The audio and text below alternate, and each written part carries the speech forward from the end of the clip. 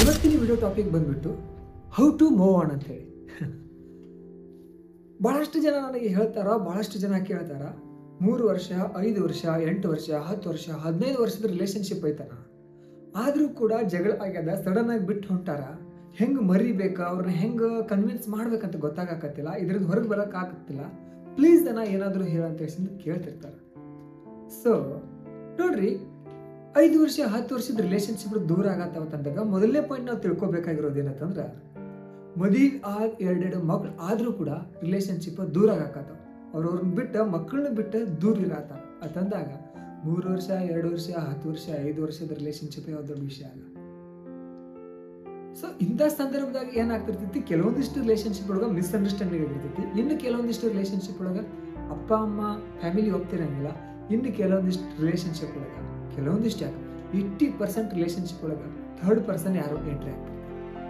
So ನಾವು ಭಾಳಷ್ಟು ದಿನ ಅಂದರೆ ವರ್ಷಾನುಗಟ್ಟಲೆ ಅವ್ರ ಜೊತೆ ನಾದೀವಿ, ಕಾಲ್ನಾಗ ಮಾತಾಡ್ತೀವಿ, ಚಾಟ್ ಮಾಡ್ತೀವಿ, ಅವ್ರು ಹೇಳಿದ್ದನ್ನ ಕೇಳ್ತೀವಿ, ಎಲ್ಲ ಹೋಗ್ಬೇಕಂದ್ರೆ ಅವ್ರಿಗೆ ಇನ್ಫಾರ್ಮ್ ಮಾಡಾಕತ್ತೀವಿ, ಇಷ್ಟೆಲ್ಲ ನಡೆದೈತೆ. ಹಂಗೆ ರೂಟೀನ್ ನಡೆದಂದಾಗ ಸಡನ್ನಾಗಿ ಅವ್ರು ಬಿಟ್ಟು ಹೊಂಟಾರತ್ತಂದಾಗ ಒಂದೇ ಒಂದು ಕ್ವಶನ್ ಬರುತ್ತೆ, ಯಾಕೆ ಇಷ್ಟು ದಿನ ಅವ್ರ ಜೊತೆ ಇದ್ದ, ಇಷ್ಟೆಲ್ಲ ಎಫರ್ಟ್ ಹಾಕಿ ಅವ್ರನ್ನ ಹೆಂಗೆ ಬಿಡೋದು, ಇದರಿಂದ ಹೆಂಗೆ ಹೊರಗೆ ಬರಲಿಲ್ಲ, ಯಾಕಿದು ನನಗೆ ಆಯಿತು, ಇಂಥ ಭಾಳಷ್ಟು ಪ್ರಶ್ನೆಗಳು ಬರ್ತಿರ್ತಾವೆ. ನೀವು ಮೊನ್ನೆ ತಿಳ್ಕೊಬೇಕಾಗಿರೋದು ಏನಂದ್ರೆ, ಎಲ್ಲಿವರೆಗೂ ಆ ಪ್ರಶ್ನೆಗಳು ನಾವು ಹಾಕೋದು ಹೋಗ್ತೀವಿಲ್ಲ ಅಲ್ಲಿವರೆಗೂ ನಮ್ಗೆ ಆನ್ಸರ್ ಸಿಗೋದಿಲ್ಲ. ಒಂದು ಕ್ವಶನ್ಗೆ ಒಂದು ಪ್ರಶ್ನೆಗೆ ಒಂದು ಆನ್ಸರ್ ಹೇಳಿದ್ರೆ ಅಂದ್ರೆ ಅದ್ರ ಅಪೋಸಿಟ್ ಇನ್ನೊಂದು ಕ್ವಶನ್ ರೆಡಿ ಆಗಿರ್ತದೆ, ಅದಕ್ಕೆ ಇನ್ನೊಂದು ಆನ್ಸರ್ ಹೇಳಿದ್ರೆ ಅದ್ರ ಅಪೋಸಿಟ್ ಇನ್ನೊಂದು ಪ್ರಶ್ನೆ ರೆಡಿ ಆಗಿರ್ತದೆ. ಸೊ ಇದರಿಂದ ಹೆಂಗೆ ಹೊರಗೆ ಬರೋದು? ಏನೂ ಇಲ್ಲ, ಫಸ್ಟ್ ಆಫ್ ಆಲ್ ರಿಯಾಲಿಟಿನ ಅಕ್ಸೆಪ್ಟ್ ಮಾಡೋದನ್ನ ಕಲೀರಿ. ನಿಮ್ಗೊಂದು ಮಾತು ಹೇಳ್ತೇನೆ, ಪ್ರೀತಿ ಮಾಡಾಕತ್ತೀರ ಒಪ್ಕೊಳ್ಳೋದು. ಪ್ರೀತಿ ಅಂದ್ರೆ ಏನ? ನಾವು ಯಾರನ್ನೋ ಪ್ರೀತಿ ಮಾಡಾಕತ್ತೀವಿ ಅಂತಂದಾಗ ಅವರು ನಮ್ಮನ್ನ ಅಷ್ಟೇ ಇಷ್ಟಪಡಲಿ, ಅವರು ನಮ್ಮ ಜೊತೆನ ಇರಲಿ ಅನ್ನೋದಲ್ಲ. ಓಕೆ, ನಾವು ವಾಸ್ತವಿಕತೆ ಒಳಗೆ ನೋಡಾಕತ್ತೀವಿ ಅಂದ್ರೆ, ನಾವು ಇಷ್ಟಪಡಾಕತ್ತೀವಿ ಅಂತಂದ್ರೆ ಅಪೋಸಿಟ್ ಇರೋರು ನಮ್ಗೆ ಇಷ್ಟಪಡ್ಬೇಕಾ, ನಮ್ಮ ಜೊತೆನ ಇರ್ಬೇಕಾ ಅಂತ ಒಂದು ಇರುತ್ತೆ. ಅದ್ರ ಸ್ವಾರ್ಥ, ಅದೊಂಥರ ಸ್ವಾರ್ಥ. ಅದು ಪ್ರೀತಿನ ಒಪ್ಕೊಳ್ಳೋದು, ಬಟ್ ಅದೊಂಥರ ಸ್ವಾರ್ಥ. ಅವ್ರು ನಮ್ಮ ಜೊತೆ ಇದ್ರು, ಎಲ್ಲಾನು ಯೂನಿವರ್ಸ್ ನಮ್ಮ ಜೊತೆ ಸೇರಿಸ್ತು, ನಮ್ಮ ಜೊತೆ ಚೆನ್ನಾಗಿ ಅದಾರ ಅಂತಂದ್ರೆ ಓಕೆ. ಆದ್ರೆ ಅವ್ರಿಗೆ ಇಷ್ಟ ಇಲ್ಲ, ನಾವು ಅಷ್ಟೇ ಇಷ್ಟಪಡಾಕತ್ತೀವಿ, ಇನ್ನೂ ಎಷ್ಟು ದಿನವರೆಗೂ ಅವ್ರು ನಮ್ಮನ್ನ ಇಷ್ಟಪಡಾಕತ್ತಾರ, ಇವಾಗ ಸಡನ್ ಆಗಿ ಬಿಟ್ಟು ಹೊಂಟಾರತ್ತಂದಾಗ ನಮ್ಗನ್ಸುತ್ತೆ ಇವತ್ತೇ ಯಾಕೆ ಅವ್ರು ಬಿಟ್ಟು ಹೊಂಟಾರಂತ. ಒಂದು ತಿಳ್ಕೊಳ್ಳಿ, ಅವ್ರು ಇವತ್ತು ಬಿಟ್ಟು ಹೊಂಟಾರತ್ತಂದಾಗ ಇವತ್ತು ಬಿಟ್ಟು ಹೊಂಟಿಲ್ಲ, ಅವ್ರು ಇವತ್ತು ಹೊಂಟಾರಂದ್ರೆ ಇದಕ್ಕಿಂತ ಮುಂಚೆ 3 ತಿಂಗಳು 6 ತಿಂಗಳು 4 ತಿಂಗಳು ಮುಂಚೆನೇ ಬಿಟ್ಟು ಹೋಗಿದ್ದಾರೆ. ಆದ್ರೆ ಸರಿಯಾದ ಟೈಮ್ ಬರೋಸ್ಕರ ಕಾಯಕತ್ತಾರ. ಇವತ್ತು ಸರಿಯಾದ ಟೈಮ್ ಬಂದೈತಿ, ಸೊ ಅವ್ರು ಬಿಟ್ಟು ಹೊಂಟಾರ. ಬಿಟ್ಟು ಹೋಗೋರಿಗೆ ಯಾವತ್ತೂ ಕೂಡ ಕಾಲು ಬೀಳೋದ, ನೀ ಇಲ್ದ್ರೆ ನನಗೇನು ಇಲ್ಲ, ನೀನ ಬೇಕಂತ ತಿಳಿಸಿಂದ ಫೋರ್ಸ್ ಮಾಡೋದು, ಒತ್ತಾಯ ಮಾಡೋದು, ಅವ್ರು ಹಿಂದೆ ಹೋಗೋದು, ಹಿಂದೆ ಬಿಟ್ಟು ಬಿಡ್ರಿ, ಬಿಟ್ಟು ಬಿಡ್ರಿ.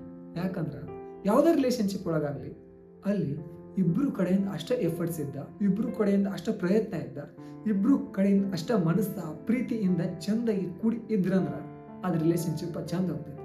ಇಲ್ಲಿ ಒಬ್ಬ ಇಷ್ಟಪಡಕತ್ತಾನ, ಒಬ್ಬಗೆ ಇಷ್ಟ ಇಲ್ಲ, ಸ್ವಲ್ಪ ದಿನ ಅವ್ರಿಬ್ರು ಇಷ್ಟಪಟ್ಟಾರ, ಓಕೆ ಒಪ್ಕೊಳ್ಳೋನು. ಆದ್ರೆ ಒಂದ್ ಸಂದರ್ಭದಾಗ ಒಬ್ಬ ಇಷ್ಟಪಡತ್ತಾನ, ಇನ್ನೊಬ್ರಿಗೆ ಇಷ್ಟಪಡತ್ತಿಲ್ಲ ತಂದಾಗ ಅವ್ರನ್ನ ಬಿಟ್ಟು ಬಿಡ್ಬೇಕು.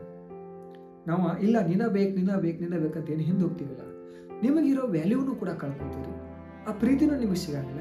ಇನ್ನೊಂದ ನಿಮ್ಮನ್ನ ಹೆತ್ತ ತಂದೆ ತಾಯಿ ವ್ಯಾಲ್ಯೂ ಕೂಡ ಕಳೀತೀರಿ.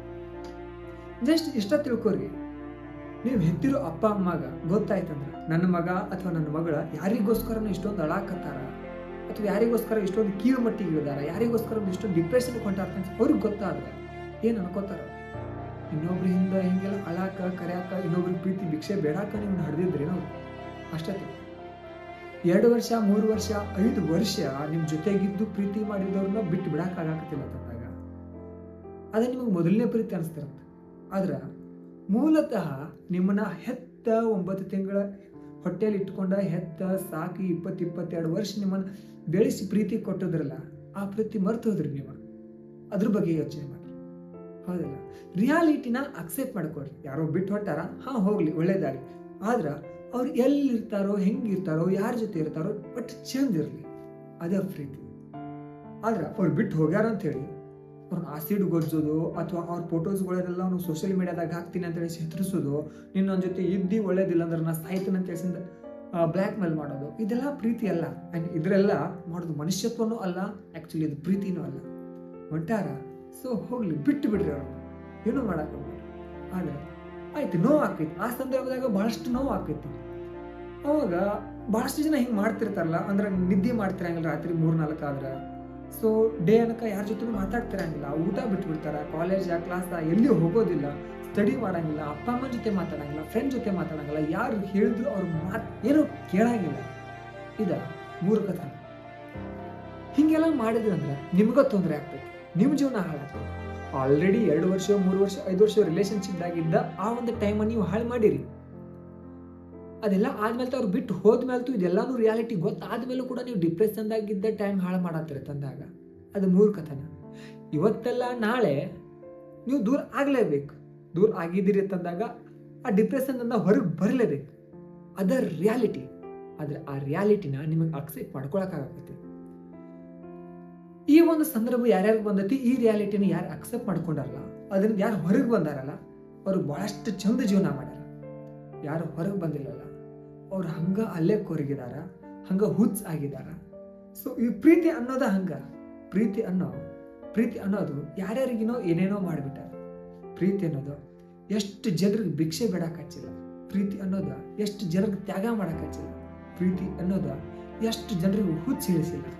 ಪ್ರೀತಿ ಅನ್ನೋದ ಇನ್ನೊಬ್ಬರಿಗೋಸ್ಕರ ಎಷ್ಟು ಜನರನ್ನ ಕೆಳಗೆ ಇಳಿಸಿಲ್ಲ, ಕೀಳು ಮಟ್ಟಕ್ಕೆ ಇಳಿಸಿಲ್ಲ. ಪ್ರೀತಿ ಅನ್ನೋದ ಎಷ್ಟು ಜನರನ್ನ ತಮ್ಮ ಹಡದ ಅವ್ವ ಅಪ್ಪನಿಂದ ದೂರ ಮಾಡಿಲ್ಲ. ಪ್ರೀತಿ ಅನ್ನೋದ ಹಾಗೆ. ಪ್ರೀತಿ ಅನ್ನೋದು ಬಹಳಷ್ಟು ಎತ್ತರಕ್ಕೂ ಹೋಯ್ತೈತಿ. ಅದು ಎಷ್ಟು ಎತ್ತರಕ್ಕೂ ಹೋಯ್ತಿಲ್ಲ ಅಷ್ಟು ಆಳಕ್ಕೂ ಹೋಯ್ತೈತಿ. ಸೊ ಹಂಗಿದ್ದಾಗ ರಿಯಾಲಿಟಿನ ಅಕ್ಸೆಪ್ಟ್ ಮಾಡ್ಕೊಳ್ಳಿ. ಇನ್ನು ಈ ಡಿಪ್ರೆಷನ್ದಿಂದ ಹೆಂಗೆ ಹೊರಗೆ ಬರಬೇಕು, ನಾವು ಹೆಂಗೆ ನಾವು ಮೊದಲಿಗತೆ ನಾವು ಮಾಡ್ಕೋಬೇಕು, ಸೊ ನಾವು ಹೆಂಗೆ ನಾರ್ಮಲ್ ಆಗಿ ಇರಬೇಕು ಅನ್ನೋದ ಇದ್ರ ಬಗ್ಗೆ ನಿಮಗೆ ಬೇಕಾಗಿತ್ತಂದ್ರೆ ಕಮೆಂಟ್ ಒಳಗೆ ಹೇಳ್ರಿ.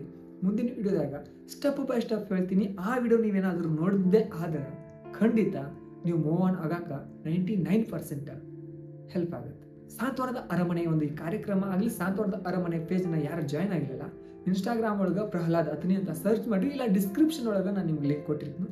ಕ್ಲಿಕ್ ಮಾಡಿ ಸಾಂತ್ವನದ ಅರಮನೆಗೆ ಜಾಯ್ನ್ ಆಗ್ರಿ. ಎಲ್ರಿಗೂ ಒಳ್ಳೆಯದಾಗಲಿ. ನಮಸ್ಕಾರ.